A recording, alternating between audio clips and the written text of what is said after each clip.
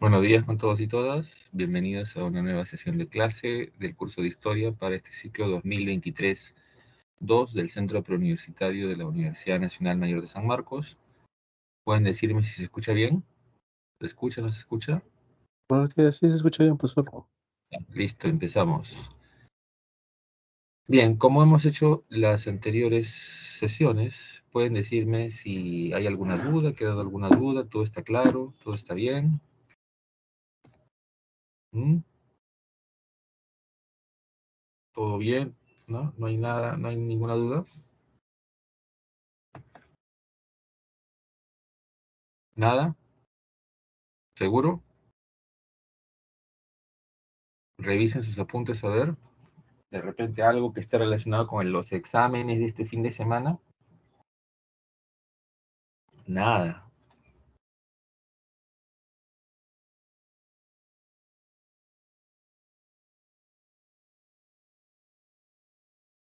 A ver, les doy un minuto para que vean algo de los exámenes de este fin de semana, si tienen alguna duda.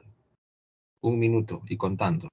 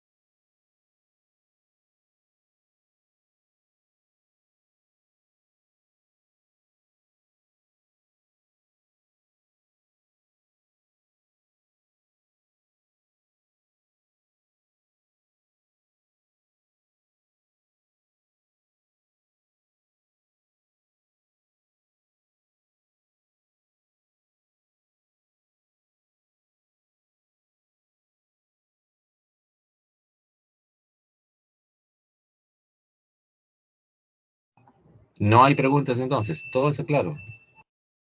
Seguro, ¿no? Todas las preguntas de los exámenes. Me extraña. Se, qué raro, porque aquí me imagino que deben haber varios cicleros, cicleras, que hacen colección de preguntas, ¿sí? Ya tienen, no dieron examen, pero estuvieron ahí en la puerta de la ciudad universitaria a la una y media de la tarde del sábado y también del domingo para recoger su examen con solucionarios que dan las academias. ¿Sí o no? Nada, la gente ahorita está mirando a otro lado. Ya no importa. Nos dedicaremos esta semana a tratar temas que corresponden a historia del Perú, temas que son recurrentes en los exámenes de admisión.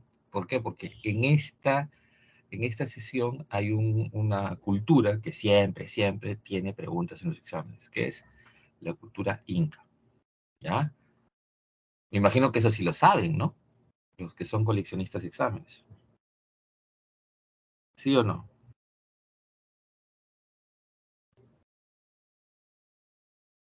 Ya, listo. Entonces vamos a hacer estoy marcando mi cuadernito acá. Este salón no tiene preguntas.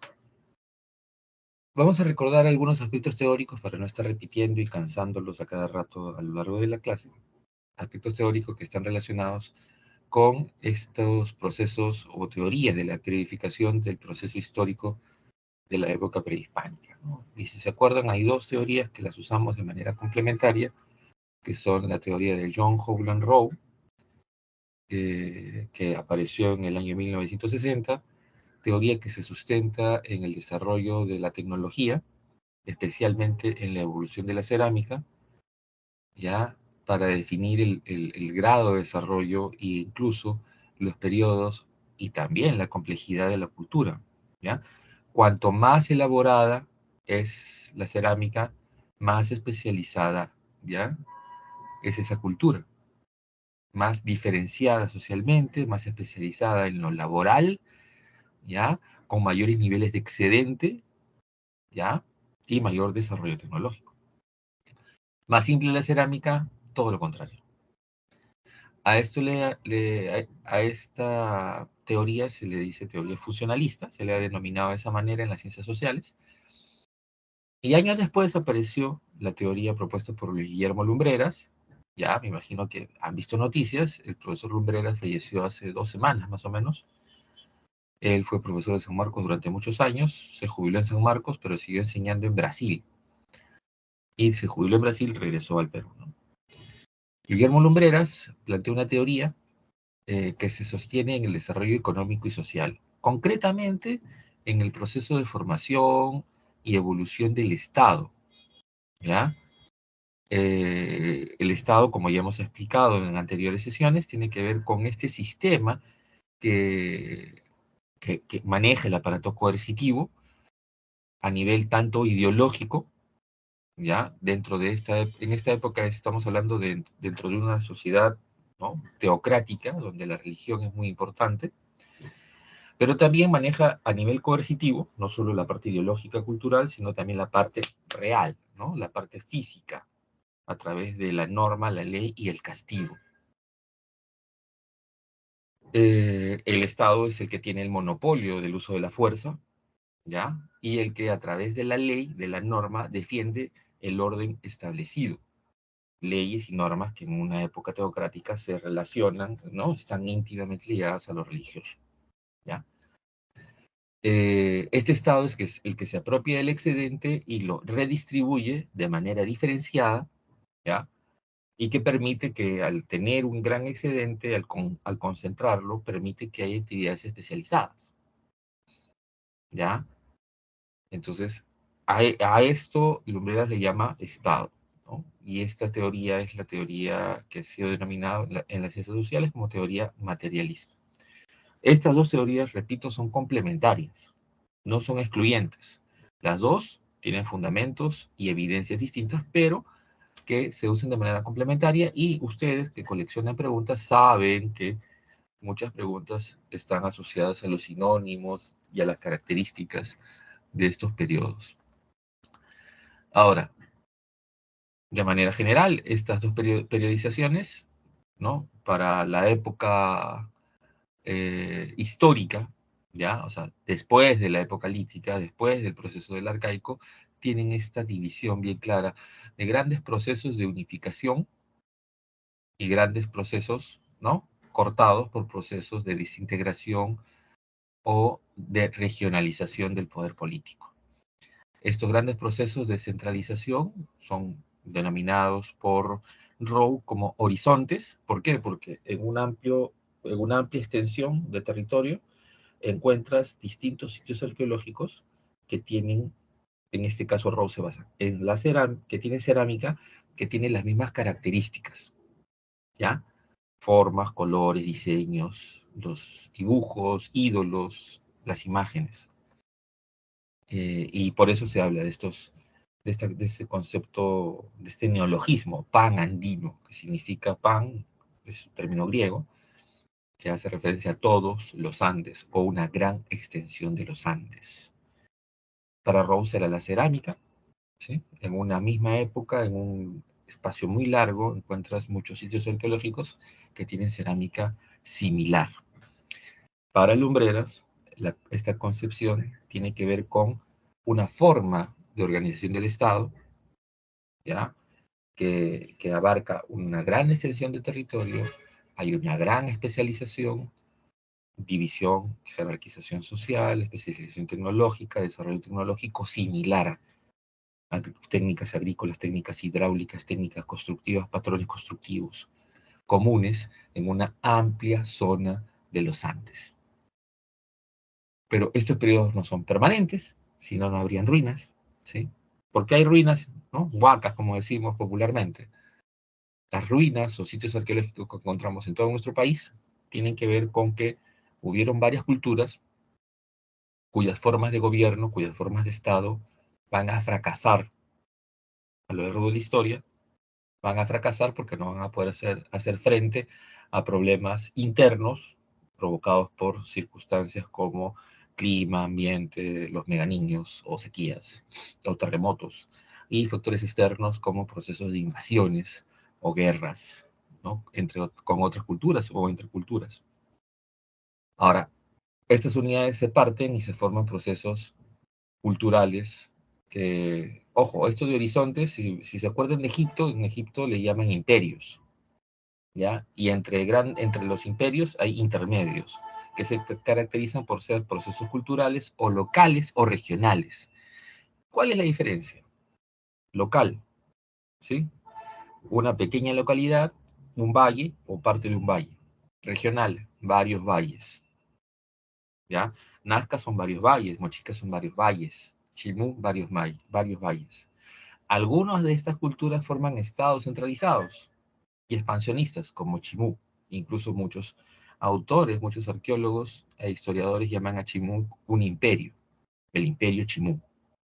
Incluso que tiene su propio idioma, ¿ya? Pero, si se dan cuenta, no controlan enormes espacios de los Andes, controlan partes más chiquitas, locales, repito, un valle, parte de un valle, o regionales, varios valles. Para Rock significa que en una misma época los sitios arqueológicos tienen diversos estilos de cerámica que coexisten en una misma época, ¿ya? Y que demuestra que hay distintas formas de ideología, cultura, norma, ley, organización estatal. Y para Lumbreras esto significa que coexisten diversas formas de Estado, con diversos usos tecnológicos, formas de organización, jerarquización, e incluso tecnología para aprovechar los recursos de su entorno, ¿ya?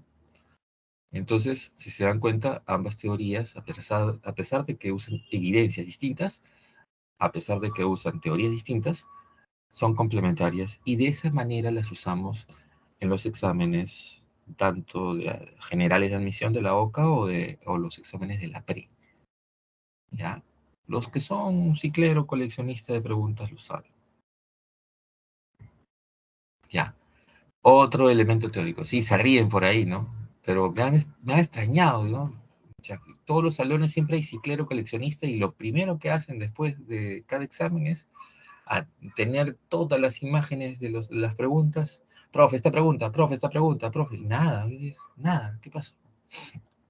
Muy temprano, ¿no? Todavía no se despiertan del todo. Ya, para no estar repitiendo cada rato las mismas características, porque todas estas culturas tienen esto, ¿sí? Si se acuerdan, estas son las características de las culturas prehispánicas, de todas las culturas, ¿ya? Como dice Tello, también lo dijo Lumbrera, lo dice Kaufman, lo dice Chari, hay una sola civilización que se ha manifestado a lo largo del tiempo en diversas culturas. Es lo mismo que dicen para la India, para China, ¿ya? Para Mesopotamia, para Egipto, para México y para el Perú.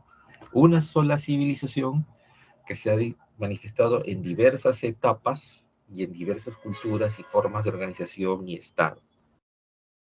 Y al final son uno, crean una especie de síntesis, un resumen.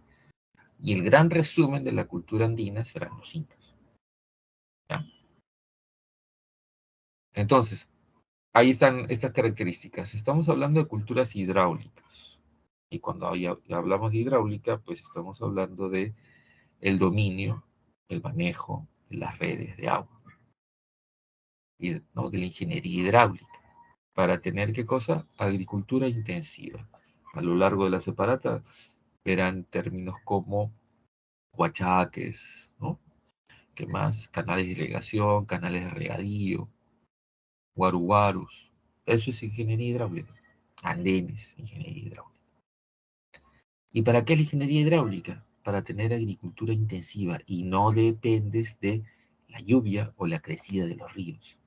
Porque la lluvia y la crecida de los ríos no es, no es para siempre. Puedes tener una estabilidad de algunos años y luego desaparece, ¿ya?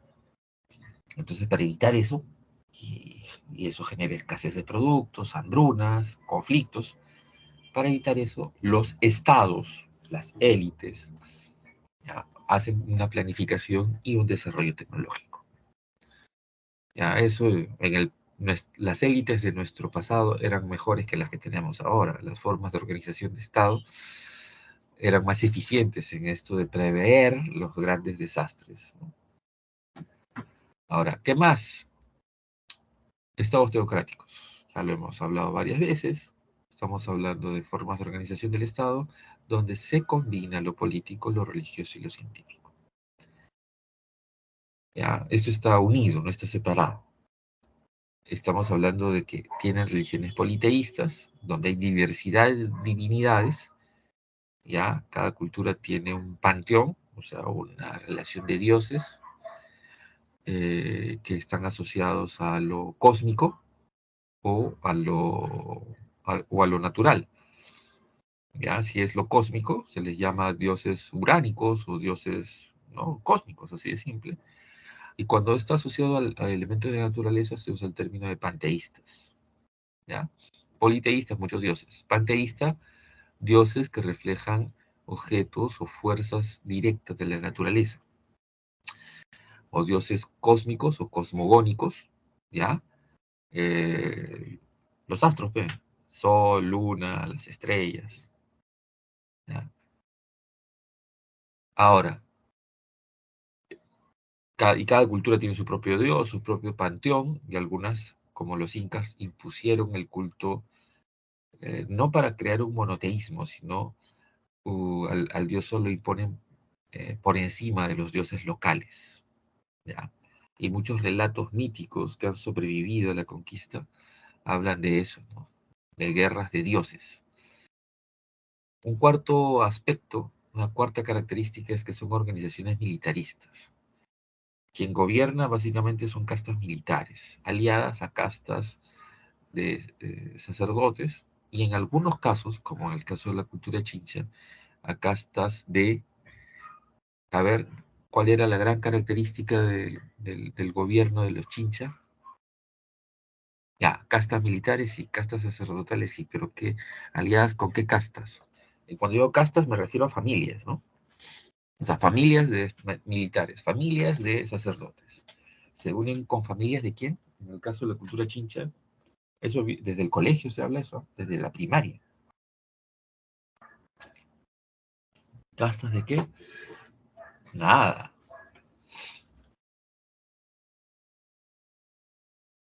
Comerciantes, señores, la cultura chincha, ¿no?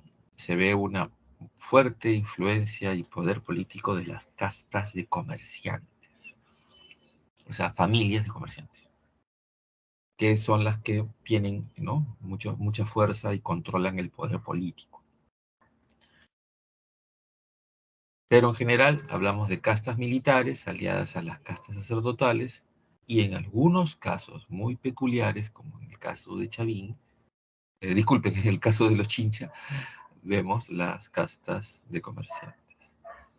Y una quinta característica es que estamos hablando de sociedades jerarquizadas, ¿ya?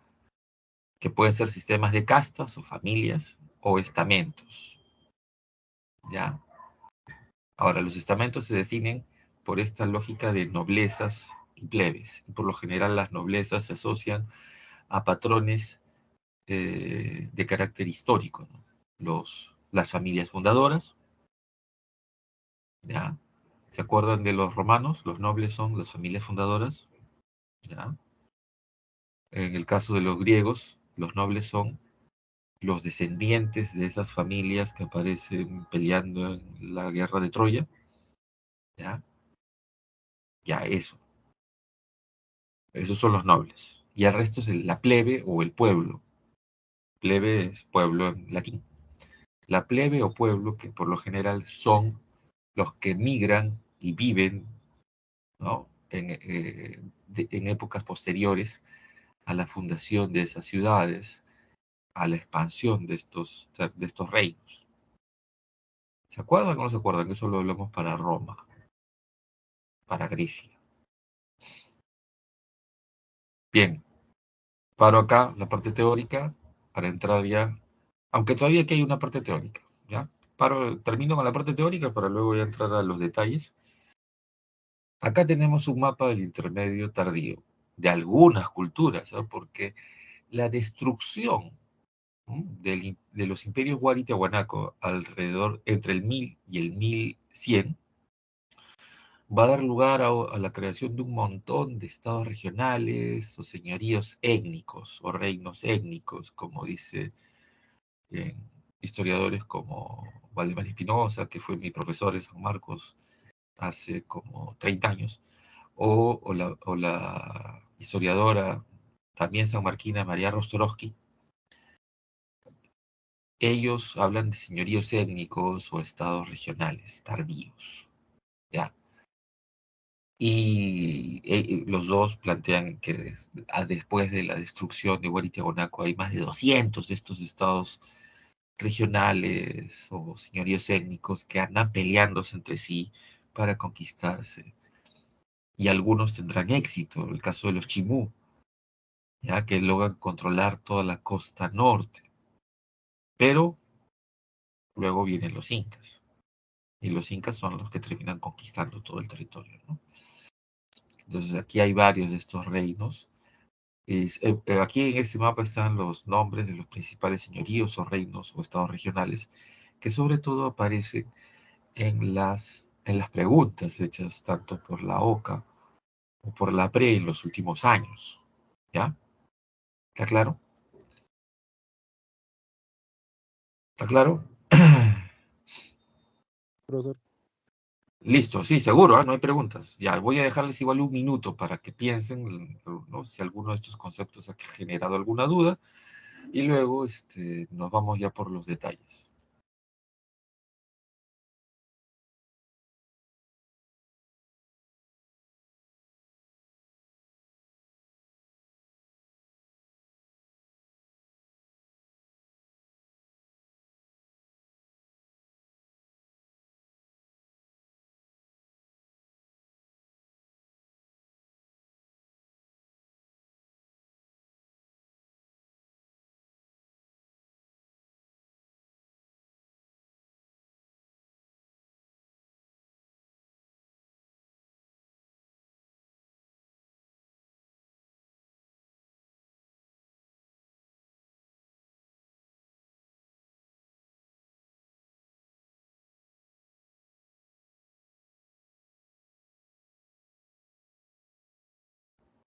Bien, no hay preguntas, entonces seguimos. Ya. Vamos a hablar primero de las culturas más significativas o representativas, ¿ya? Sobre todo porque aparecen en los textos escolares, son parte de lo que se llama el currículo nacional, pero también porque currículo nacional de la educación básica regular, ¿no? Currículo nacional, que todos ustedes han llevado y que aparecen en los libros de colegio, pero también que se usan mucho en las preguntas, ¿no? Si hay alguna otra cultura de esta época que ustedes hayan encontrado en las preguntas, anoten eso y lo pueden preguntar en las sesiones de consulta académica para que les den más detalles. ¿Ya? Por eso les decía al inicio, preguntas sobre los exámenes de este fin de semana, nada, no dicen nada. Ya, vamos entonces, vamos por la cultura chincha. ¿Dónde encontramos Chincha? Chincha está al sur de Lima, ¿sí? Esta cultura abarca el valle de Chincha y el valle de Ica, ¿ya? Es una cultura, como se diría, regional, ¿no? Controla varios valles y en estos valles se han ubicado varios sitios arqueológicos que están ahí. Son los más representativos son la Cumbe, la Centinela, las Huacas y Ranchería. ¿Ya? A nivel político y social estamos hablando de un Estado teocrático y una sociedad estratificada, altamente jerarquizada, ya donde ya tenemos evidencia de que se organizan por sistema de castas, ¿ya? Su gobernante, que tiene estos poderes políticos y religiosos, es denominado Chincha Cápac. Acá tenemos la Huaca, no, la Centinela, que es una pequeña ciudad con una pirámide escalonada, donde una peculiaridad técnica usan sistemas de adobón, ¿ya? O tapial, que es un sistema muy característico de los sitios arqueológicos del horizonte, del intermedio tardío, ¿ya? ¿Qué significa tapial? Ponen dos maderas y en el medio de la madera ponen barro y lo van chancando, ¿ya? Lo van chancando. Cuando se seca, suben las maderas, vuelven a poner barro y van chancando. Esa es una técnica tapial, ¿ya? Que es una técnica que se usa paralelamente al adobón, los grandes adobes, y y hay una técnica que también que usan que es el adobito, que se usa esa técnica del adobito es sobre todo del intermedio temprano, ya que los adobes son pequeños y están puestos como libreros, una línea, ¿no? En este ángulo y la siguiente línea en este ángulo. No se sabe cómo, pero esta técnica del adobito es antisísmica.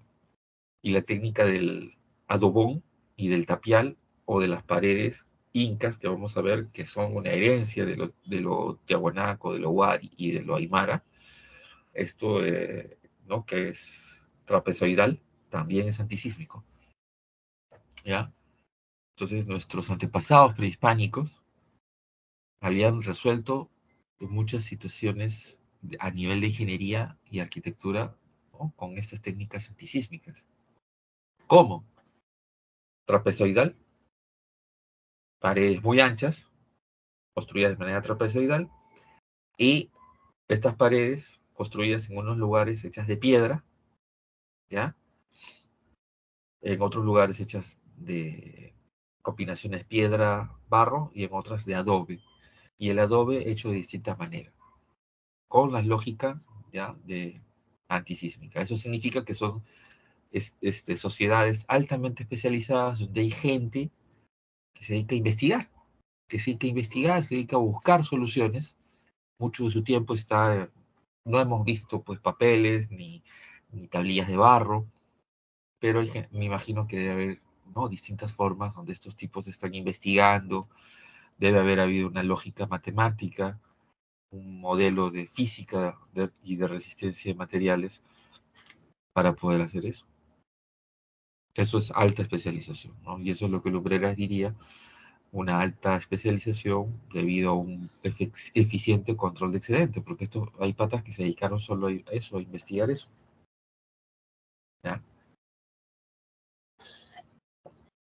Ahora, tenemos también como influencia de esta cultura, o legado de esta cultura, estos vasos retratos, que también le dicen vasos narigones, estos remos tallados, estos remos de los barcos, de estos barcos de comercio, hechos de madera, caña, que navegaban entre los puertos de las costas del Perú y Ecuador para hacer este comercio importante, que es la otra gran característica de la cultura chincha, ¿no? Este comercio a larga distancia, ¿ya? De navegación entre los distintos puertos de la costa peruana y ecuatoriana. Ahora, mucha gente piensa que tiene que haber moneda para haber comercio, y eso no es real. El comercio monetario es un comercio que surge en los pueblos de la Edad de Hierro. O sea, recién hay moneda en el siglo VI antes de Cristo, pero ya existía comercio muchos siglos antes. Y este comercio se basaba en una serie de productos exclusivos, ya se les dice valores de cambio, ¿ya? Valor de cambio, ahorita usamos como valor de cambio el patrón oro, o sea, el oro. Antes fue la plata, ¿ya? La plata fue desde la conquista española hasta finales del siglo XIX, comienzo del siglo XX, por si acaso. Luego se establece el patrón oro, y ahora el valor de cambio es el oro. Como no todos pueden tener oro en la mano, lo que se tiene es papel billete o papel moneda. ¿Sí? El papel moneda, billete o una significación numeraria en monedas, pero que no son de oro. Pero hace 100 años había monedas de plata y monedas de oro, por si acaso. ¿Ya? Entonces, eso ténganlo presente. Siempre hay valores de cambio. Y el valor de cambio más común y corriente, desde la edad de hierro hasta ahorita, o es el oro o es la plata. Y actualmente es el oro. A que repito, se representa en el papel moneda, en el billete, o en moneda con respaldo legal, se le dice, o moneda de curso legal. ¿Está claro? Que en teoría, todos los billetes que tenemos y monedas que tenemos representan la cantidad de oro que el Perú tiene. Pero también a eso se ha incluido como valores de cambio, acuérdense, las inversiones del Estado peruano, los bonos de deuda del Estado peruano. ¿Ya? Entonces, eso es lo real. Pero antes antes de que exista el concepto de moneda, ¿ya? Antes de que exista ese concepto de moneda, hay valores de cambio, que son productos exclusivos, pero que, es decir, que son exclusivos porque los producen pocos, pero los necesitan muchos. Y por eso tienen mucho valor. ¿Y qué productos? La sal. En todas las culturas de la antigüedad, la sal. Para todos, la sal. ¿Qué más? El cobre. Para los pueblos que no son hierro, el cobre, el estaño, ¿ya? ¿Qué más? Para nuestros pueblos específicamente, cosas que necesitamos aquí, coca, charqui, ají, porque el ají se produce en pocos lugares, el charqui se produce en pocos lugares, la coca se produce en pocos lugares, el espondilus, que se usa de manera ritual. El espondilus no tiene ningún uso práctico, tiene un uso ritual y a partir de las investigaciones que se hacen por el fenómeno del niño, se dieron cuenta que el espondilus se usa también para la previsión meteorológica. O sea, las especies marinas, cuando comienza a subir la temperatura del mar, comienzan a bajar. Entonces, si es un año normal, encuentras espóndilos en las aguas del Ecuador. Pero si es un año caliente, antes de que empiece la lluvia y los huaicos, encuentras espóndilos más al sur, más al sur. Y obviamente hacia el otro lado, más hacia el norte. O sea, si el espóndilus lo encuentras solo en las aguas ecuatoriales, año normal. Pero si lo encuentras más hacia el sur, ya, cuanto más hacia el sur lo encuentras, mega niño. Ya, pero también eso funciona con otras especies marinas, ¿no? El verano que ha pasado, se han visto ballenas, ¿no? En lugar de que las ballenas hagan sus bailes de cortejo en estas zonas que están entre Tumbes y Piura, las hemos visto aquí ahorita, aquí en Chancay, en Ancón, ¿ya? Ahí, ballenas, los tiburones, ¿ya? Que se ven normalmente hasta la zona de Lambayeque, a veces hasta La Libertad, se han visto hasta aquí, en Ancón, Callao. Eso significa que el agua está caliente, ¿ya? Entonces, si ahorita usáramos la técnica prehispánica, ¿no? Meteorológica de la previsión con espondilus, me imagino que habría espondilus en este momento hasta Lambayeque, ¿no? Pero ya no se usa el espondilus porque también hay un problema. La contaminación del mar hace que muchos de estos invertebrados se afecten, ¿no? Si les gusta ciencia, saben que la contaminación marina mata a muchos invertebrados, ¿ya? Son las primeras víctimas de la contaminación y del cambio climático. Entonces el espondilus es indispensable, ¿no? Ojo, también el algodón, también la lana, varios de estos productos son indispensables para estos procesos de intercambio, ¿no? Ahora, no significa trueque, ¿ah? El trueque es intercambio de excedentes. Acá no, aquí es comercio. Y eso significa que hay productos que se convierten en valores de cambio porque tienen una producción exclusiva, pero que, repito, todos necesitan. Todos necesitan sal, estaño, cobre, coca, ají, charqui, lana, algodón, todos. Y estos productos se convierten en la base. Y lo que hacen los comerciantes chinchanos es triangular esto, ¿ya? Ahora, triangular, ¿qué? Porque es un producto de una zona, ¿no? Lo consiguen, lo acumulan y lo usan para comprar en otra zona, ¿ya? Esto es un comercio muy eficiente, muy lógico, pero que funciona en una época que hay mucha estabilidad también. Ahora, a nivel de su cerámica, estamos hablando de una gran influencia de las formas y colores de culturas como Wari, Tiahuanaco o Nazca, ¿sí? Por eso son polícromos, por eso tienen estas formas, ¿sí? Y tienen estos diseños geométricos. La calle de Chincha, los chinchanos, ya, ante la expansión inca, lo que hacen es negociar y se vuelven aliados de los incas. Se subordinan a los incas y los incas los utilizan porque el imperio inca ya aprovechó estas redes de comercio para servirse de muchos productos, ¿no? A lo largo de todo su imperio. Bien, ¿alguna pregunta para pasar a otra cultura? ¿Nada? A ver, ¿nada? ¿Todo está claro?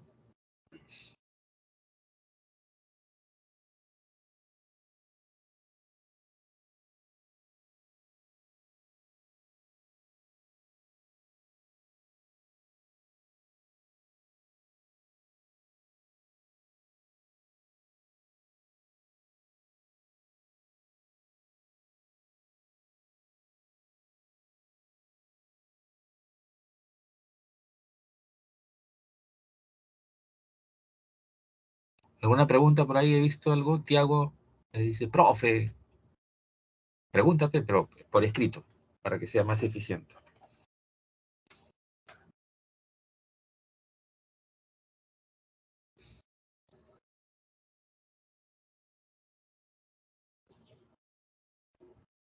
¿Nada?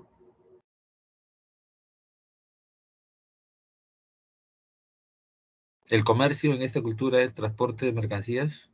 No, a ver, para que haya comercio tienes que transportar mercancías, ¿no? ¿O no? Así compres en línea. Ya compro en Amazon. Ta, ta, ta, ta. Sí, ahora justo quiero comprarme un Lego de Star Wars. Ya. Triangular, claro, pues. Amazon, ¿no? Su almacén debe estar en Miami. Sí, te lo dicen. Que almacén en Miami. Pero ese Lego lo hacen en Dinamarca, en Noruega. ¿Sí? ¿Y dónde estoy yo? Perú. Tres lugares, ¿eh? Comercio tiene que basarse en una lógica triangular. Yo en Lima compro Amazon Miami, lo pide ¿a dónde? A la fábrica en Dinamarca o en Noruega, no sé dónde está. Hay en Lego en Suecia, Noruega, Dinamarca. Te lo trae. ¿Está claro? Ya. El espondilus del Ecuador lo acumulan los chinchanos, pero lo llevan ¿a dónde? A Puno. ¿Qué sacan de Puno? Charqui, lana, y lo llevan a cualquier otro lugar. ¿Está claro? Ya. Algodón del norte del Perú. Sacan ese algodón. Los chinchanos lo acumulan y lo llevan a la selva y lo intercambian. ¿Por qué? Por coca. La sal del Cusco. Por si acaso, uno de los poderes, o los grandes poderes que conforman el dominio de la zona inca y por la que los incas originalmente pelean, es la sal. ¿Ya? La sal. Si alguien ha ido al Cusco, conoce el Cusco, hay salares. Y por eso hubo guerras. ¿Ya? Antes, cuando los incas están llegando, antes de los incas, habían reinos ahí.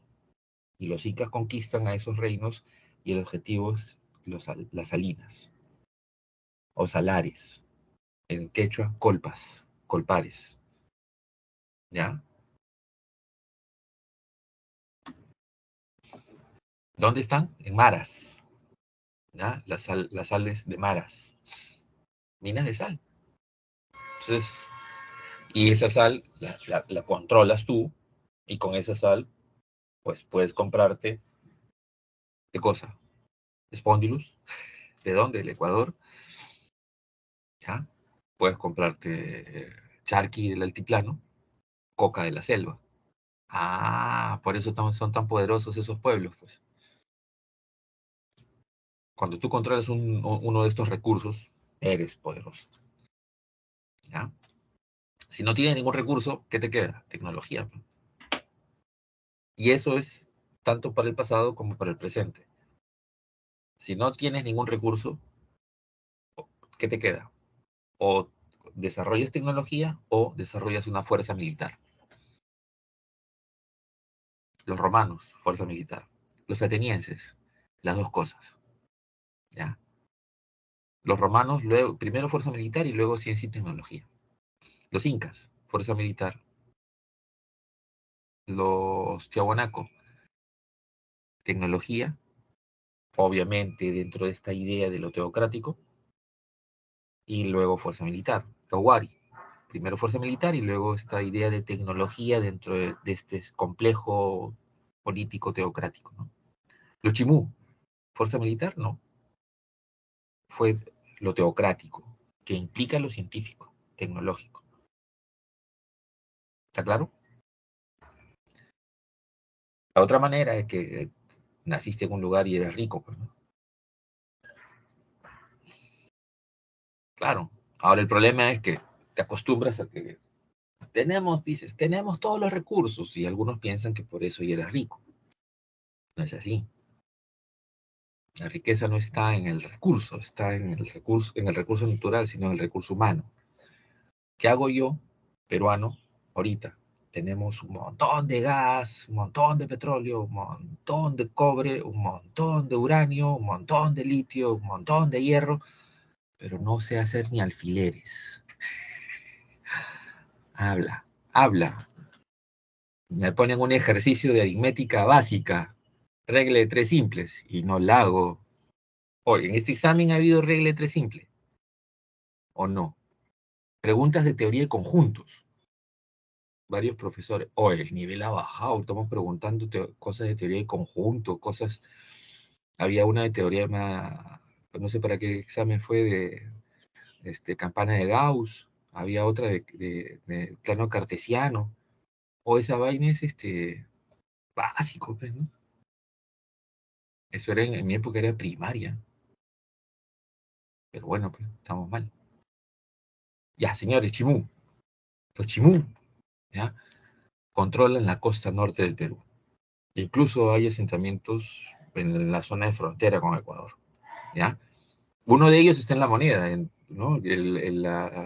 La entrada del sitio de Cabeza, la portada del sitio de Cabeza de Vaca, de Tumbes, está en una de las monedas estas conmemorativas del Bicentenario, ¿ya? Pero controlaron bastantes lugares, ¿no? De la costa, incluso llegaron a Lima. Más bien los pueblos de Lima, los distintos señoríos étnicos de Lima se unieron para votar a los Chimú porque llegaron al Valle del Chillón, ¿ya? Y lo fueron votando un poquito los Chimú más arriba, ¿ya? Es un estado centralizado, militarista, ¿ya? Es unificado, a diferencia de los moche, que se expanden, pero mantienen sus autonomías, ¿ya? Como pequeños ciudades-estado, que hablan el mismo idioma, tienen la misma cultura, la misma religión, pero son autónomos entre sí. En el caso de los Chimú, no, hay un estado unificado, ¿ya? Con una capital, un estado unificado y centralizado. ¿Quién gobierna? Los psiques, ¿ya? Que este es un término que tiene mucha relación con el Caribe. Por eso muchos autores y explican, ¿no? Que hay una invasión de pueblos que llegan de la destrucción, ¿ya? La época maya, o sea, la cultura maya colapsa y la gente sale de esa zona. Y hay gente que viene de esos lugares y llega acá. y se fusiona con los restos de lo que eran las antiguas culturas de esa zona, sobre todo con los restos también de la cultura mochica, que ya también colapsó, ¿sí? Entonces, el colapso de los mochicas y de los mayas es paralelo, y lo que queda, diríamos así, de muchos pueblos mayas, termina yendo a distintas partes del continente americano y se fusiona con otras culturas. Y eso desde el fin del siglo XIX, von Schudi y luego Max Uhle tienen esa idea. Y eso se ha ido explicando con el paso del tiempo. Sí, hay estas migraciones, el Perú y el continente americano es un continente de migrantes, ¿ya? Entonces llegan algunos de estos pueblos, pero terminan fusionándose con los pueblos de acá. Y este es el origen de los chimú. Tacainamos, este rey, dios fundador, ¿no? Es el Manco Cápac. Todos los pueblos que tienen un rey, dios, héroe, que los lleva de un lugar a otro, que los guía entre las selvas y montañas o mares bravos, es un pueblo invasor, ¿ya? Así que los chimú originarios son invasores. Ahora, Minchancamán es el último rey, es el que logra la máxima expansión, pero es el que choca con los incas, ¿ya? Ya está. Chan sin lugar a dudas, es la ciudad más grande de barro, hecha con adobes, distintas técnicas, hay adobe, adobito, tapial, ¿ya? Y hay mucho tallado hermoso, frisos y relieves de barro, alucinantes, ¿no? Alucinantes. Dentro de la ciudad de Chan hay palacios o ciudadelas. Algunos autores le llaman palacios o castillos, ciudadelas. Hay 10 que corresponden cada una a uno de los reyes, ¿no? de este pueblo. Dentro de cada uno de estos palacios existen estos huachaques o sistemas de captación de agua del subsuelo. ¿Ya? Con este sistema, que es un sistema complementario, ¿eh? Los huachaques tienen esto, pero al mismo tiempo están ligados ¿no? A redes subterráneas de agua. ¿Ya? O sea, hay canales. Estos huachaques, ¿no? Captan el agua del subsuelo, de la napa freática, pero también estos huachaques están unidos a canales. Y justamente aprovechan muchas de los canales o los sistemas de irrigación establecidos por culturas previas como los mochica. ¿Ya? Ahí están los relieves de escenas asociadas a lo marítimo, ¿no? Ahí tenemos anchovetas, parece ser. Algunos autores hablan, ¿son sardinas o son anchovetas?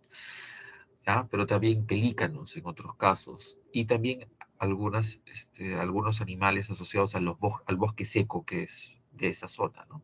Como las ardillas. Y también sus seres mitológicos, que son antropomórficos, o sea, que tienen rasgos humanos y algo más. O sea, es un humano, pero con rasgos de serpiente, de cocodrilo, de mono, de águila, de jaguar. Y tienes las esculturas hechas de madera. Estos son los guardianes que han sido encontrados a la entrada de los templos de Chan. Ya, Chan fue destruida por los incas, por si acaso. A ver, orfebrería, igual que su metalurgia, aprovechan los grandes logros de pueblos anteriores. Porque si vemos que tienen muchos de estos pueblos, en el caso de los Icán y en el caso de los Chimú, hay, ¿no? Sustento para hablar de que hubo este proceso de invasión y fusión cultural. Obviamente, si vienen de México no tenían metalurgia, pero aprenden las técnicas, obviamente, previas, en este caso de los Chimú. Ojo, los Chimú aprenden de los moche, los Chimú también aprenden de los Icán. ¿Por qué? Porque los Chimú conquistan a los Icán. Sicán o Lambayeque. El Tumi originalmente es de los Lambayeque o Sicán. ¿ya? Pero que también es una técnica y una forma aprendida por los chimú. O sea, ¿habrá tumi chimú? Claro que sí. Y ojo, esta parte del tumi, esta parte, este es el cuchillo ceremonial. Y este cuchillo ceremonial, jóvenes, señoras, señores, era usado por tanto para los sacrificios humanos como por los cirujanos. Y si alguien se ha dado cuenta, este es el símbolo del Colegio Médico del Perú. ¿Ya? Me imagino que aquí hay varios que quieren ir a medicina, pues también, ¿no? Deben haber por lo menos la mitad. Ese es el símbolo del Colegio Médico. ¿Ya? ¿No sabían? Ya, pero ahora ya saben. ¿Ya?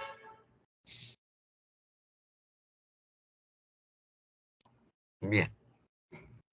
En cerámica, su cerámica es monócroma, color de la arcilla. Monócroma, color de la arcilla. Es gracioso, muchos pueblos del norte del Perú, costa norte, privilegian la arcilla negra. Y es una tradición que se ha mantenido hasta ahora. ¿Ya? Usan, repito, monocromía, básicamente de base negra, pero por el color de la arcilla. De vez en cuando se encuentran en algunos sitios arqueológicos ceramios blancos, porque escogen arcilla blanca, ¿no? Ahora, usan molde, ¿ya? Que es una peculiaridad también, y parece ser que es de influencia moche. Y usan esta técnica del asa estribo, ¿no? Este es un cazador, pues se pensaba que era guerrero, pero no, los guerreros tendrían armadura y casco. Este es un cazador, ¿no? El guerrero tendría su armadura, su casco, y en un brazo tendría su escudo. No, este es un cazador. Ahora, en religión, como les decía, son politeístas, obviamente, y hay culto a la naturaleza, ¿no? Sea la naturaleza terrestre, a las fuerzas de la naturaleza, la naturaleza terrestre, los animales, o sea, eso es el panteísmo. Las fuerzas de la naturaleza, día, noche, rayo, lluvia, o los seres celestes, los astros, ¿no? La luna, el sol, los planetas incluso. Entonces, en este caso, sus principales dioses están asociados a la luna, el mar, el sol. Hay sacrificios humanos, hay bastantes sacrificios humanos, ¿ya? Para la época de dominio chimú se habla que el sacrificio humano más grande existente en la época prehispánica se dio en el sitio arqueológico de Guarmey.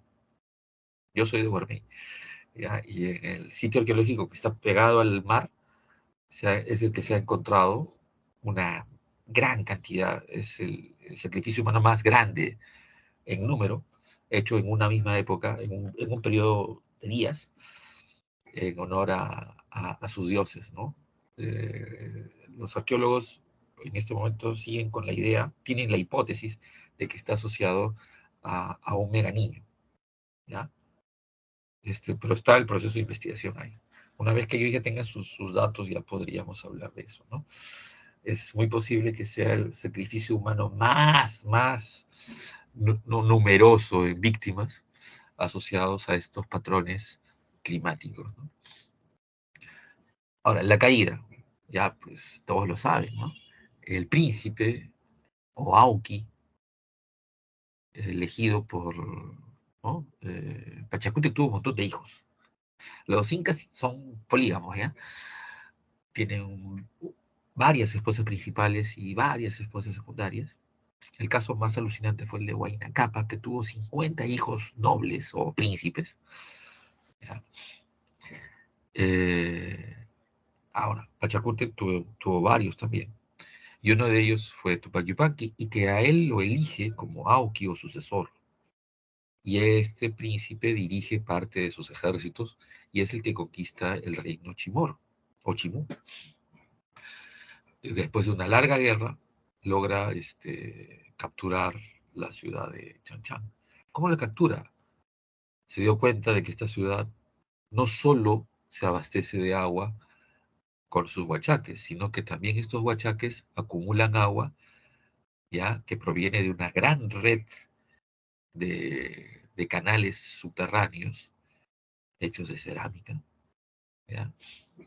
Que vienen de canales principales desde las punas, desde las lagunas que están al pie de los glaciares. Los incas se dieron cuenta de eso, así que hicieron, desviaron los ríos, desviaron los canales.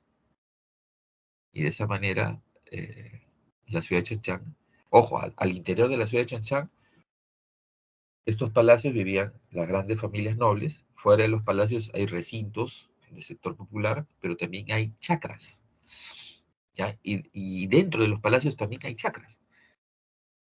Entonces, si tú cortas los canales de irrigación, ¿ya? El agua de la napa freática en algún momento va a acabarse.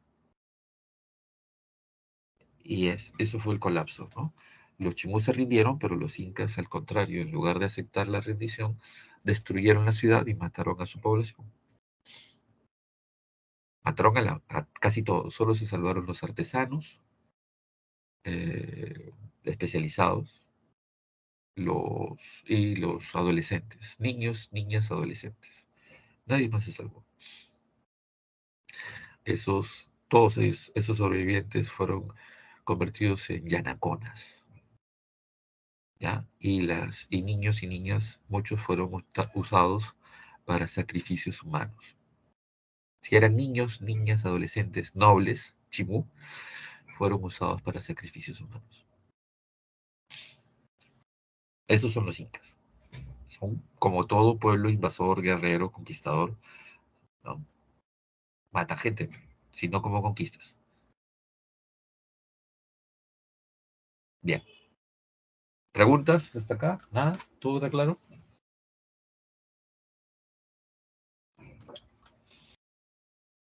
Ya. Seguro, no hay preguntas.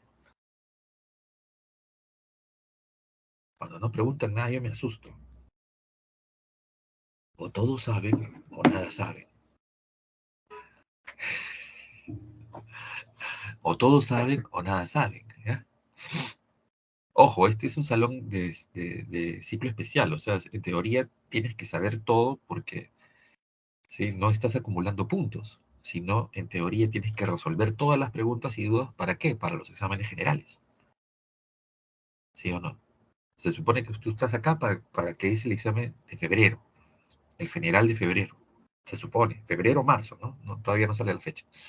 Se supone. Por tanto, tienes que resolver todo. No eres de los que acumulan puntos y pueden especular, que son los que están en ordinario, ¿no? Estás en ordinario, acumulas puntos por examen y puedes especular. Uy, para este examen me faltó historia, ya, le meto historia. Para el otro examen, uy, me faltó habilidad verbal, ya que le meto habilidad verbal. No, ustedes van al examen general, así que tienen que saber todo. Bien, los chancas. De los chancas también saben ustedes bastante porque la guerra entre los chancas y los incas da lugar al imperio inca. ¿Ya? Los chancas, ¿dónde surgen? En esta zona de Ahuaylas, en el departamento de Apurímac, y de ahí comienzan a generar un proceso de expansión territorial. ¿Ya? Su origen está asociado a esta zona alta de Andahuaylas, que está entre las lagunas de Choclococha y Urcococha. Según ellos, ese es su origen mítico. Así como los incas hablan del lago Titicaca, ya los chancas hablan de estas grandes lagunas de las punas de Andahuaylas. Ellos inician su expansión y conquista hasta que chocan con los incas. ¿Ya? Ahora, tenemos ahí esta imagen de este gran complejo arqueológico de Sondor, donde vamos a encontrar los monumentos, pero ligados a zonas agrícolas. O sea, no es un complejo urbano con alta densidad demográfica, sino es el complejo urbano con sitios productivos, mezclados, ¿no? Es inteligente también, ¿no? Es un sistema muy, muy útil. La otra cultura importante, los chancas sí son destruidos por los incas, ¿eh? Después de la batalla de Yaguarpampa, los incas conquistan el reino Chanca, conquistan Andahuaylas, y la población civil que sobrevive es convertida en Yanacona. Y para evitar que se vuelvan a unir contra los incas, lo que hace Pachacútec es dividir la población en tres. Un tercio se queda ahí viviendo en Andahuaylas, otro tercio es enviada a la selva, a la zona de San Martín, ¿ya? Y ahí los hacen habitar bajo dominio inca, los usan como colonizadores en esta zona, concretamente en la zona de Lamas. Y la otra parte de los chancas civiles son enviados a lo que sería ahora el altiplano, o sea, Bolivia. Ya, eso hacen los incas. Y los soldados chancas sobrevivientes se convertirán en pinas o piñacunas. Y con los aymaras, al contrario, los incas, ya, que tienen cierta relación con los pueblos aymaras, los incas, según todos los estudios, justo hace poco le han dado un premio a uno de los grandes lingüistas, Rodolfo Cerrón, él y Alfredo Torero, que ya falleció, que eran profesores de San Marcos y se jubilaron hace varios años. Cerrón se jubila en San Marcos y se enseña en la Católica hasta hace poco. Torero más bien se jubila en San Marcos y se va a enseñar a Holanda. Y estos lingüistas plantean esto, ¿no? Que los incas no hablaban quechua y hablaban un idioma derivado de la aymara. O sea, la aymara como un tronco lingüístico que genera varios idiomas. ¿Ya? Y ese es el lenguaje de los incas, así que los incas tenían cierto parentesco con los aymaras. Cuando los incas inician su proceso de expansión, lo que hace Pachacútec es conquistar el altiplano sin violencia. Muchos pueblos más bien se adhieren a los incas, ¿ya? Los reconocen como legítimos señores. Y los incas aprovechan esa tecnología, porque los aymaras destruyen Tiahuanaco, destruyen ciudades Huari y Tiahuanaco, las saquean, pero absorben su tecnología, absorben su cultura. Prueba de ello es la arquitectura. Esta arquitectura que tiene como máxima representación estas chulpas, que son torres funerarias. ¿Ya? O sea, dentro de estas chulpas, ¿qué había? Fardos funerarios. ¿Ya? Las momias de los nobles, sobre todo, de los nobles guerreros y sacerdotes. Y esto tiene una íntima relación con la arquitectura y la tecnología de los tiahuanacos, de los huari. Y a nivel de su cerámica, de su textilería también. Así que los incas son parte de esta cultura de invasores y hay cierta interrelación. Y además, los estudios de todos los arqueólogos expertos en incas, como Brian Bauer, ya que es un norteamericano experto en incas, demuestran de que hay una relación, no solo étnica, lingüística, sino también comercial y cultural con estos pueblos. ¿Ya? Y por eso adoptan un montón de cosas de los aymaras de los tiahuanaco y los incas de los aymaras y de los tiahuanaco. O de los aymaras a través de los tiahuanacos, como dice Lumbreras. Lumbreras dice, los incas adoptan cosas tiahuanaco a través de los aymaras. Ahora, hay varios reinos, son varios de estos reinos, los más conocidos por su riqueza, por el control de la producción de fibra de camélido, lana de camélido, y de charqui, son los collas y los lupacas, ¿no?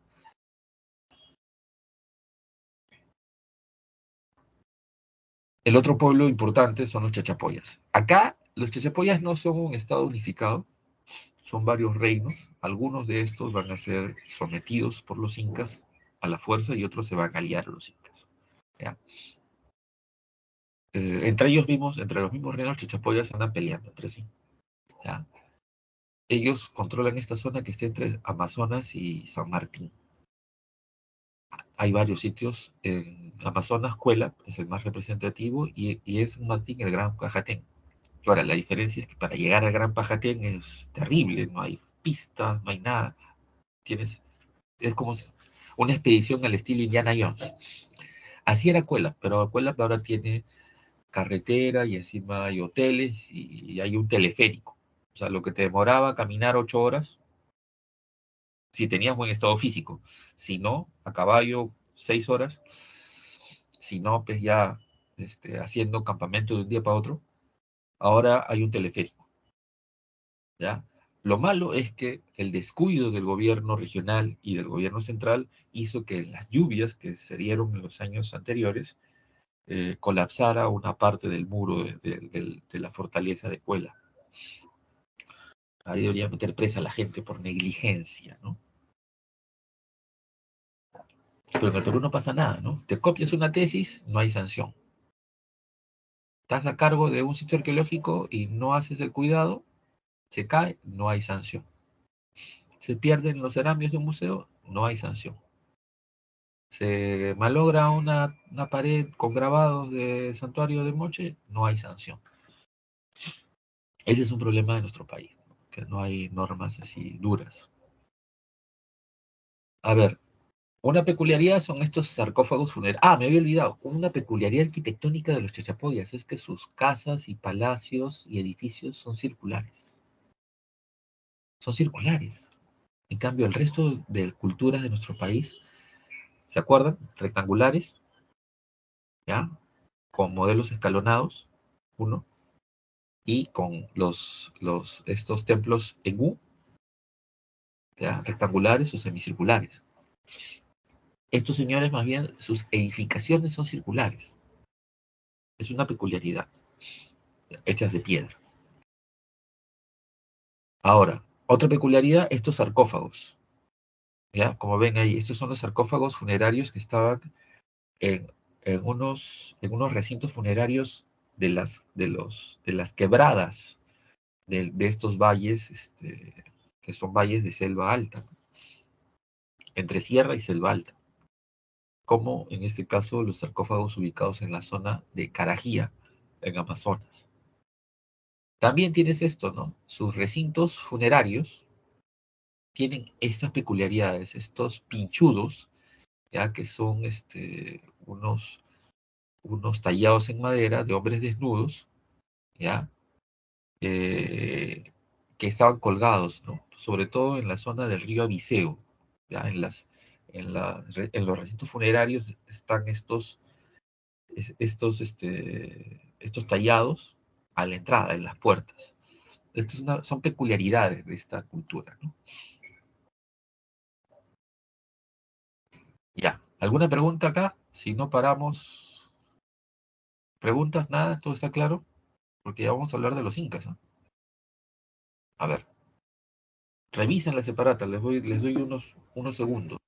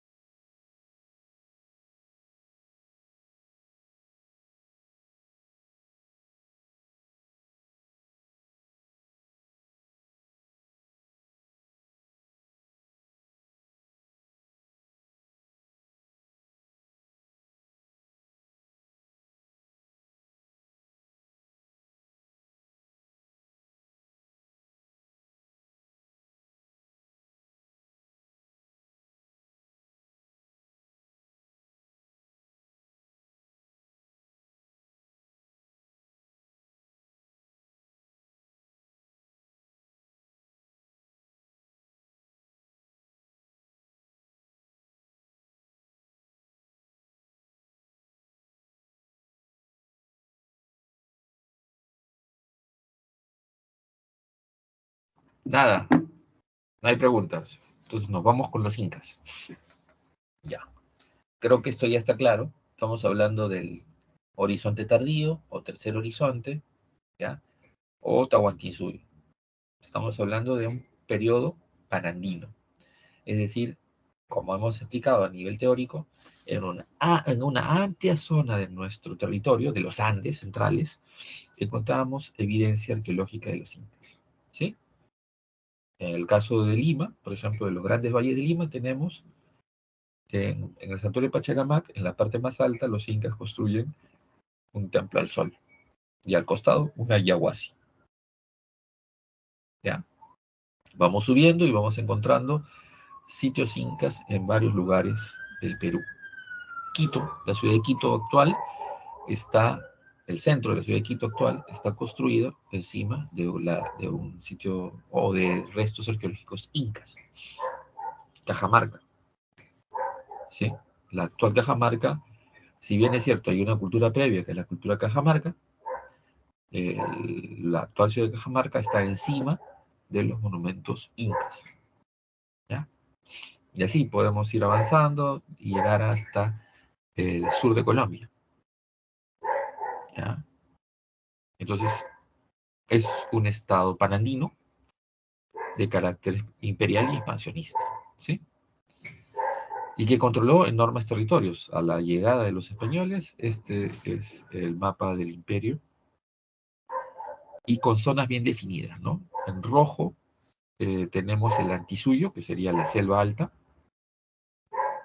en verde el Chinchaysuyo, que es una zona de alta densidad demográfica y con los valles más fértiles, el naranja el Collasuyo, que es la parte, el sur del imperio, que es una zona, al controlar la parte de las punas, con una gran producción ganadera y textil, y el Contisuyo, que es el más pequeño, ¿ya? Que sería la parte de la costa sur del Perú, con amplios valles y también una gran producción ganadera.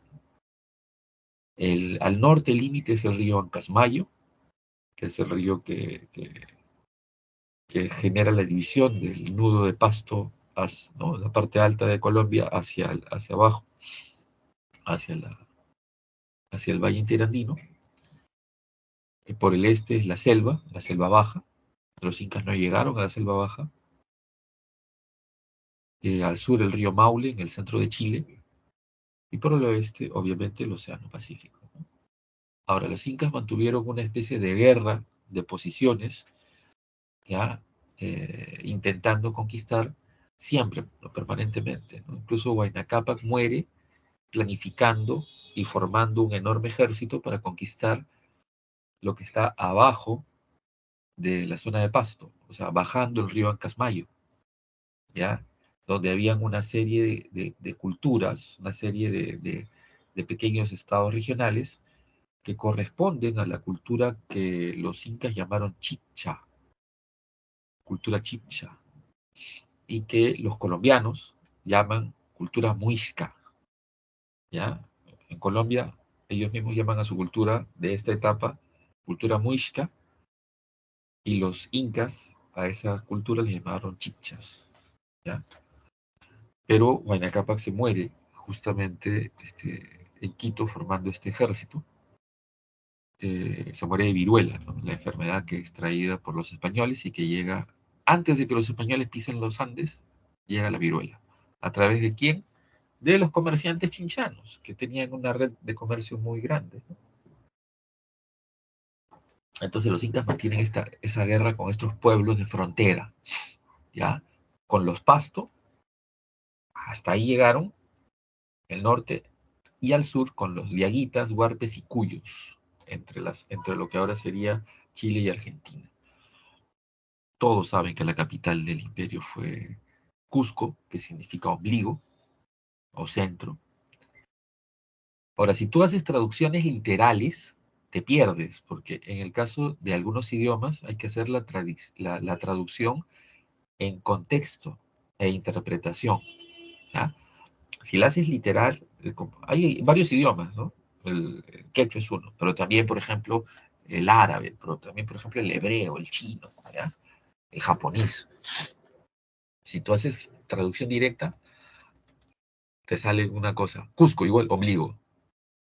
Sí, pero también, pues, ¿no? En el contexto significará centro del mundo. ¿Ya? Chile, traducción literaria, puede ser frío o puede ser picante. Pero en el contexto significará otra cosa, ¿no? Para los incas, Chile es una zona brava, es una zona, ¿no?, picante, es una zona peligrosa. ¿Por qué? Porque fueron constantemente rechazados. Y las guarniciones de los incas en Chile siempre fueron atacadas ¿por quién? Por los indios. Sobre todo por los araucanos, los chiloes, eran los más bravos.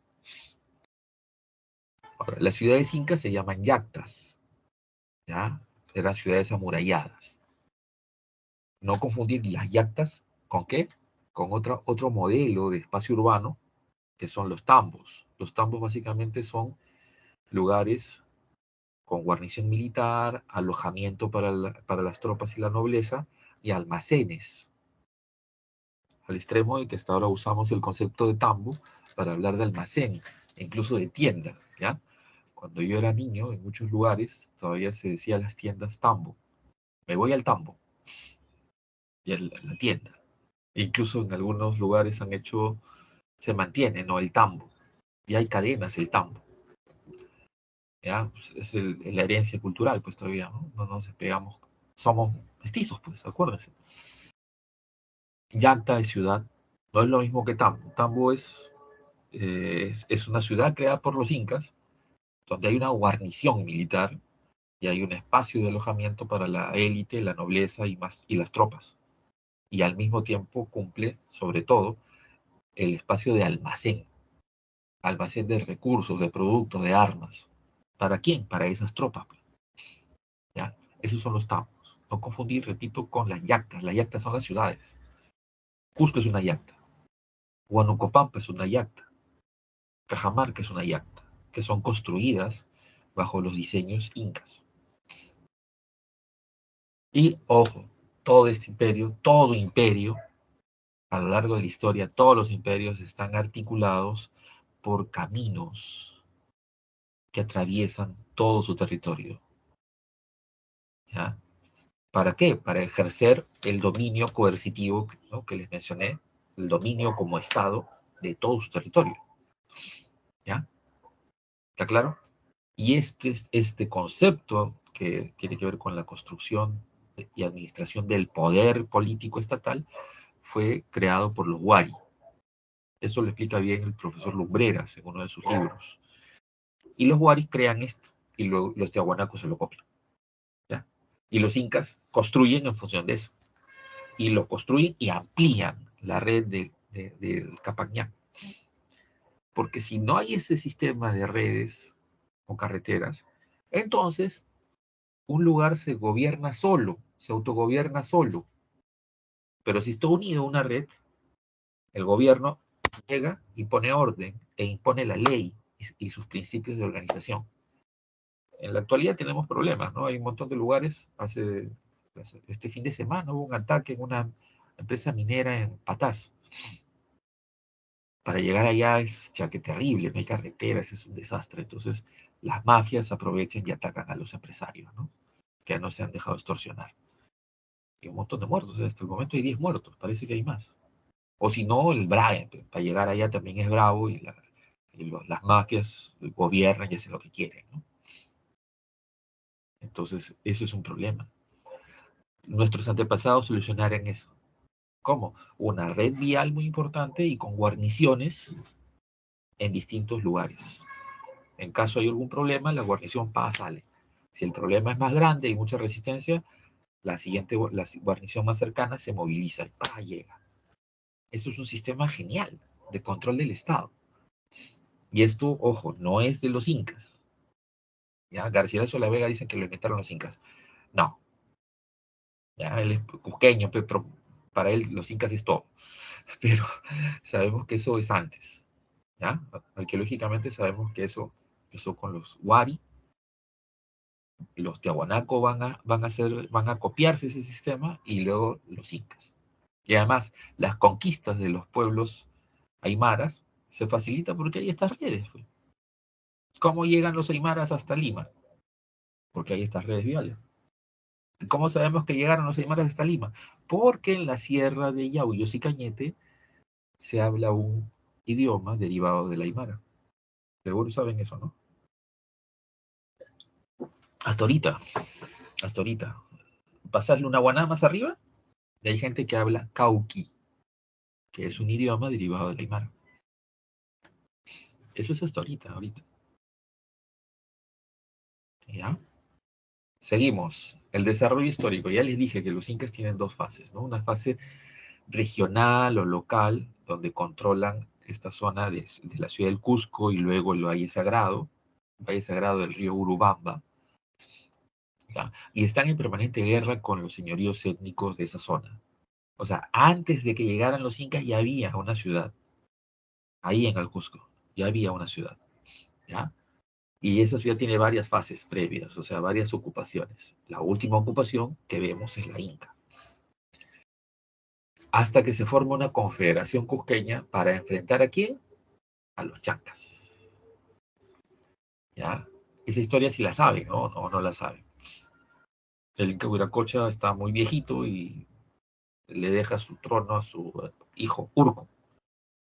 Inca Urco, al ver el avance de los chancas, lo que hace es, le dice a la nobleza inca que va a negociar la paz con los chancas, entregando territorios y tropas, y niños y niñas, ¿no? Como sirvientes, yanaconas, o para que sean sacrificados. Y encima tributos.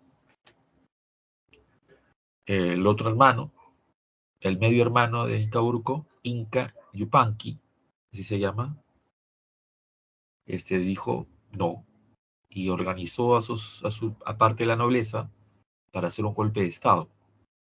Y hace un golpe de Estado, ¿ya? Y expulsan del Cusco a Inca Urco y a su padre, a Huiracocha, los votan. Y Pachacute, bueno, su nombre, Inca Yupanqui, comienza a negociar una alianza con los pueblos cusqueños no incas, ¿ya? Que viven en las partes altas del departamento del Cusco. Y esta alianza forma un enorme ejército que derrota a los chancas, ¿sí? Como señala acá ¿en qué batalla? La batalla de Yahuarpampa. Yahuarpampa significa lugar de sangre, ya, ¿no? Yaguarpampa. Y los derrota. Ahora, ahí surge el mito de Pachacute, ¿ya? La leyenda que se habla de este emperador, que él le reza al sol y él, ¿no? Pidiéndole ayuda, y el sol convierte a los cerros y piedras de las partes altas del Cusco en guerreros.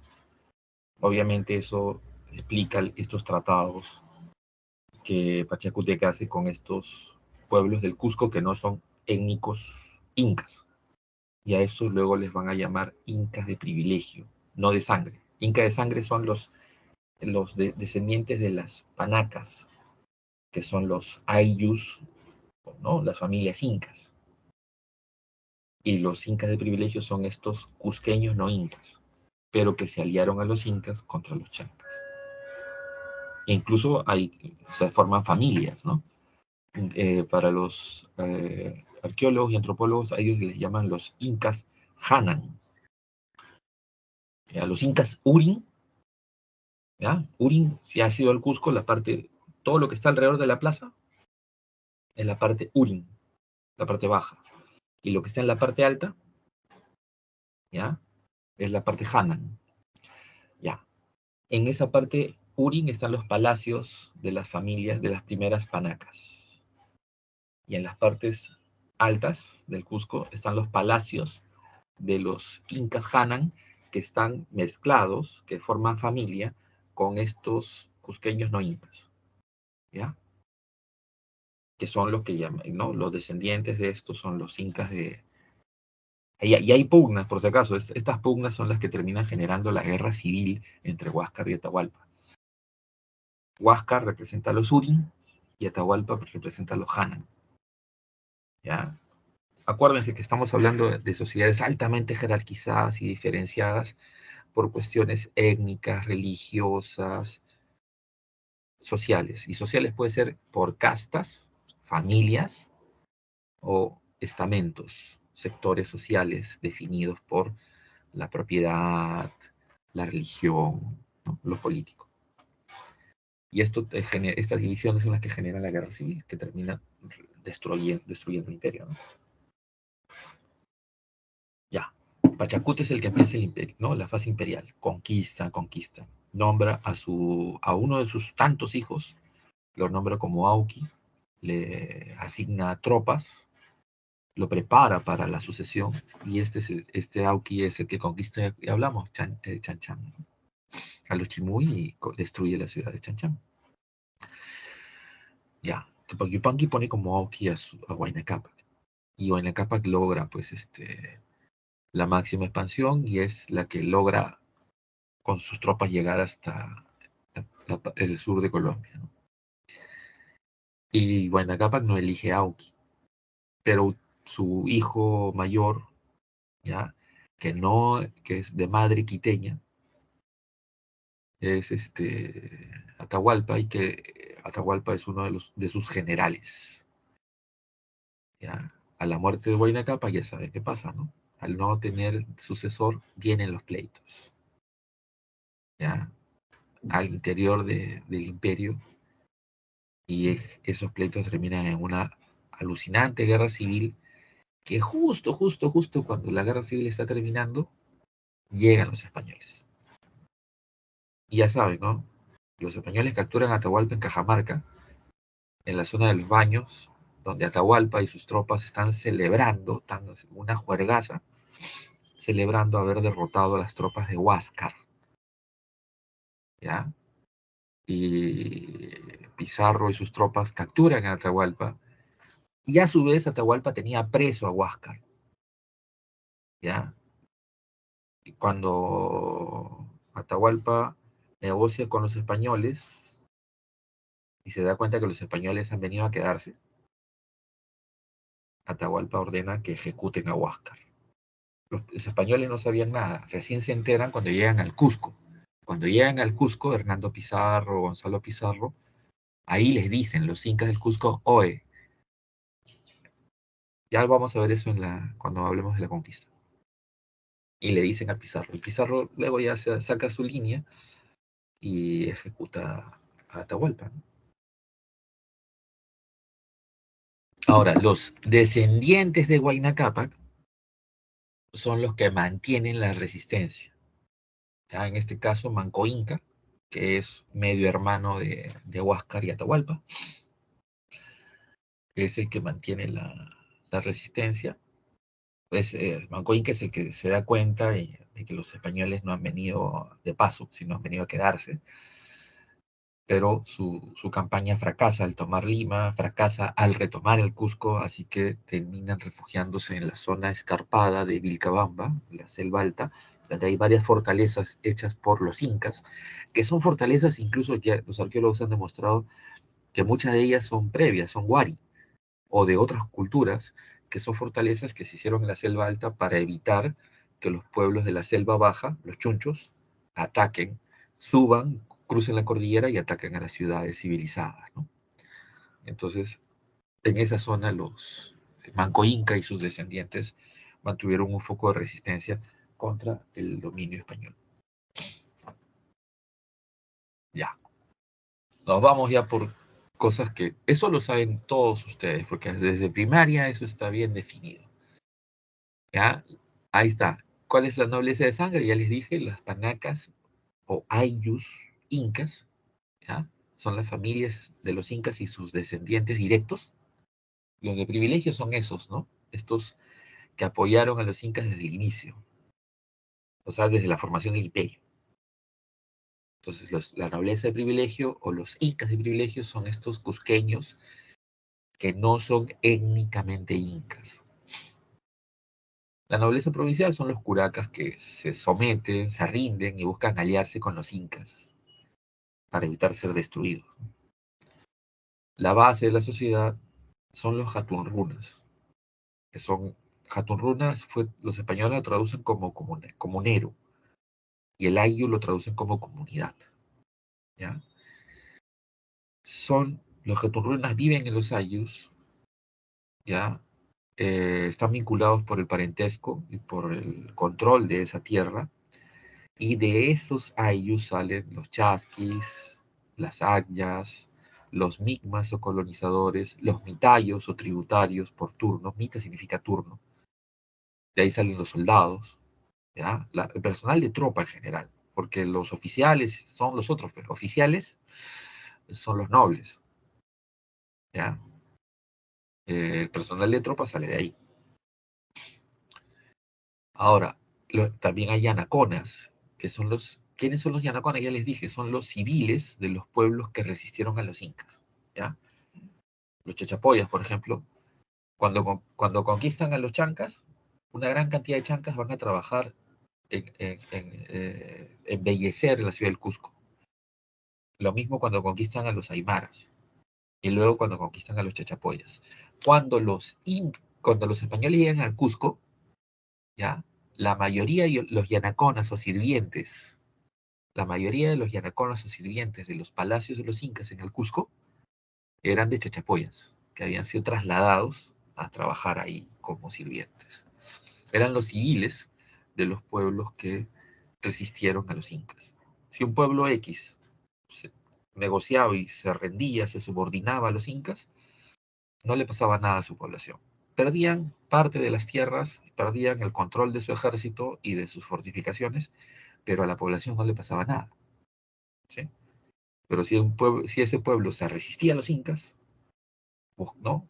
Ya fue ya. Su ejército era destruido, su ciudad principal era barrida, destruida, la población civil era convertida en yanacona y los soldados sobrevivientes eran convertidos en piñas.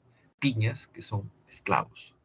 Piña cuna es traducido como esclavo, y repito, eran los soldados que sobrevivían, soldados enemigos que sobrevivían en las guerras y los mandaban a trabajar en los lugares más bravos. ¿Dónde? Los cocales. La selva es brava. Ahora la selva es brava. Porque si tú vas a la selva y no te vacunas, ya fuiste. Ya. En esa época no había vacuna, no había antibióticos. Ahora vas a la selva y no te vacunas, te puede dar algún, ¿no? Fiebre amarilla, paludismo, malaria. Pero hay antibióticos, antipiréticos, analgésicos y te curan. Tomas el agua contaminada, antibiótico te curas. Pero ahora, en esa época no hay nada. Así que muchos de estos piñas que eran enviados a trabajar en los cocales de la selva terminaban muriéndose, la mayoría. Por si acaso, las sakyas no solo son para que hagan grandes trabajos, ¿no? Porque las sakyas, el yaguasi funcionaba como una especie de taller productivo, sobre todo textil. Pero ahí también salían las chicas que eran convertidas en sacrificios humanos, ¿no? ¿Han escuchado de la momia Juanita? Ya, pues. La mayoría de los dioses de los incas y de los pueblos andinos son dioses a los que se les hace ofrendas humanas, sacrificios humanos. Y si esos dioses son masculinos, se hacen sacrificios humanos de mujeres, adolescentes. Y si son femeninos, de niños. ¿Ya? Así es la dinámica de estos pueblos antiguos. A nivel político, este es el sistema político que colapsa con la llegada de los españoles. Los incas están formando una estructura imperial, llegan los españoles y este es el sistema que colapsa. ¿Ya? Quedarán los curacas y la nobleza inca. La nobleza inca que se alía a los españoles al inicio y luego se subordina, como veremos cuando hablemos de la colonia, ¿no? Se subordina con tratados y todo. Los curacas sobreviven si es que son esos curacas que van a aliarse con los españoles. Si no, no sobreviven. ¿Ya? Entonces, gobierna el Zapa Inca, el emperador, Gran Inca, Zapa Inca, emperador, Zapa Gran, en quechua, grande. Vilan Humo es el sumo sacerdote. Y el Gran Inca cogobierna con su Auquio príncipe. Ojo, el Inca es Dios viviente. Y ojo, esto de que el gobernante es Dios viviente no es exclusivo del pasado. Japón, hasta la Segunda Guerra Mundial, consideraba legalmente a su emperador como Dios viviente. ¿Ya? La religión más importante de Japón hasta la Segunda Guerra Mundial es la religión imperial, o sea, donde el dios principal es el emperador.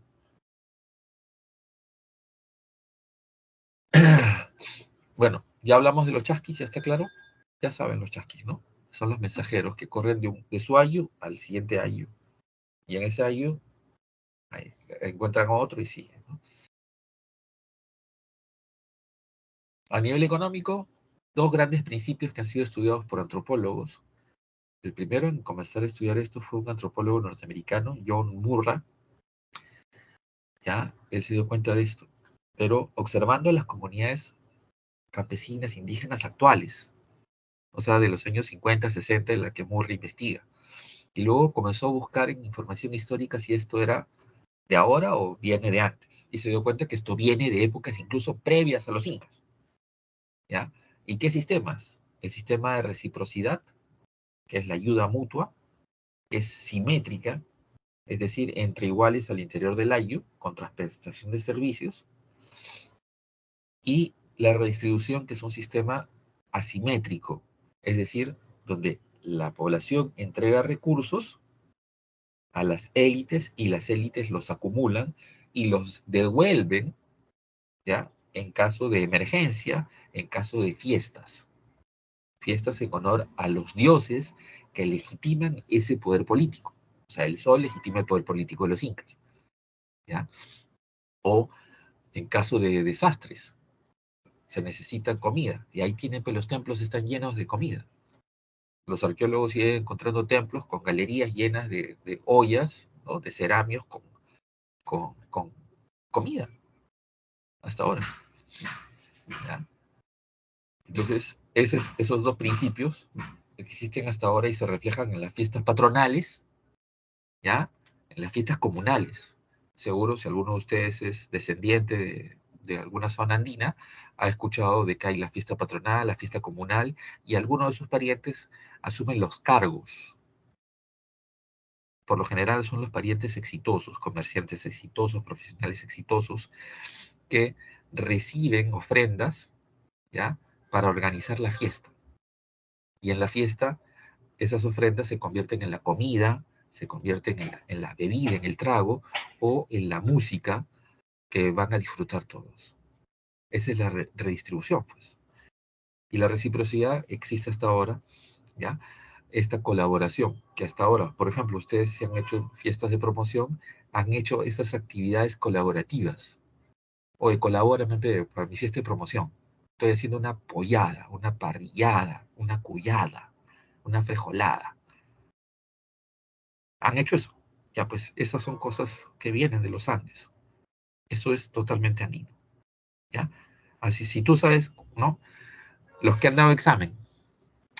Ay, qué piña, me faltaron 10 puntos. Ya, esa es una lógica andina. Piña.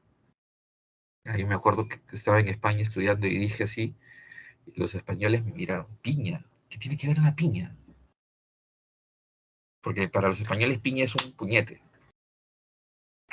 ¿ya? Un piñazo es un puñete. Se agarró a piñas, o sea, se agarró a golpes. Y me pidieron que les explique. Piña no, en mi país piña es desdichado, mala suerte. Y tiene que ver con esa explicación de estos piñacunas, que, ¿no? Mala suerte, va a trabajar en la zona más brava y es muy posible que se muera, ¿no? Eso es muy andino. Conceptos ananurin, ya. Cuando te vas a tu casa, no, yo ya voy subiendo a mi casa, ya. ¿Por qué? Porque la gente antes vivía en la parte alta. Y en la parte baja era donde trabajaba o donde estaban los templos y hacían las fiestas. Por eso te dicen, oye, baja el tono, pe. O si no, oye, ya empezó la fiesta. ¿Y qué, no? ¿Qué dices? Ya voy bajando, voy bajando. Mensaje de texto, mensaje de voz, ya voy bajando, ¿no? O si no, no, yo ya estoy subiendo a mi jato, ya me cansé. ¡Jato! Ya, también concepto que es concepto andino. Ojo, somos mestizos y mantenemos eso. Y todos los peruanos hablamos de esa manera. O no, a no ser que sea pues, la Padula o Sone, pues, ¿no? Peruano que vive en Europa, ¿no? Que ya es más europeo que peruano. Pero si eres peruano, normalmente hablamos así. Todos, ¿sí? Y comes tu yoquito con charqui o no, tu cabo cabo, ya, comida andina, ¿no? La base es andina y ya los españoles le meten otras cosas, ¿no? A ver, actividades económicas, ganadería, ganadería de camélidos, obviamente, no hay otro ganado mayor, no hay ningún otro ganado mayor, ¿hay? ¿Qué ganado tenemos? ¿Qué ganado mayor tenemos? Camélidos, ¿sí? Alpacas, llamas, vicuñas, ¿ya? ¿Para qué? Alimento, o sea, charqui. También se comía fresca, ¿ya? Lana y el transporte. De ahí también sale la textilería, pero también hay textilería de algodón, ¿ya? También hay textilería de cactus, el cactus sacaba fibras. Y básicamente en los grandes talleres estatales, para la época inca, en los aguasis. Agricultura es la principal actividad, que es la que genera mayor cantidad de excedente, ¿ya? Y hay una técnica impresionante de tecnologías. Los incas cogen todas las tecnologías previas, todas. Por eso se habla de los incas como la gran cultura de síntesis del Perú, ¿no? O de los Andes. O sea, los incas sería lo mismo que Roma, ¿ya? Por eso incluso Garcilaso utiliza la historia romana y la mezcla con, con, descaradamente con Roma, ¿no? Ya, vamos rapidito. Las tierras del Inca, ¿ya? Cuando los incas controlan los territorios, dividen las tierras en tres. El pueblo se queda con un tercio se queda para las tierras del Inca, las tropas, la administración, y las tierras del Sol, un tercio, que es la tierra que sirve para las ofrendas y también para la conservación de productos para el caso de necesidades extremas, ¿no? Las formas de trabajo derivan del, ¿no? ¿Quiénes hacen ese trabajo? Los Gaturrunas, pues. La Mita, que es el turno, Mita significa turno, Aini significa reciprocidad, y Minca significa trabajo colectivo. Eso en la separata también lo tienen ustedes bien, bien explicado, ¿no? Ahora, a nivel cultural tenemos esto, ¿no? Son politeístas, muchos dioses, panteístas, dioses de la naturaleza, dios principal, dios oficial de los incas, el Inti, ¿ya? ¿Quién se educa? La élite. La educación formal se hace en los yachayhuasis y el que le imparte es el amauta. ¿Para quién? Para los príncipes, para los nobles, nada más. Arquitectura monumental, lo máximo, Coricancha, Ollantaytambo, Machu Picchu, hechas de piedra, piedra tallada. Y el cumbi es el tejido fino de producción estatal que está, a ver, aquí hay aquí, este es unco, uncu o poncho, ¿ya? Que este es el más fino que hay, los textiles más finos que existen en esa época. Bien, las preguntas sí nos vamos, porque ya, si no, ahorita van a saltar hasta el techo. Profe, se está pasando.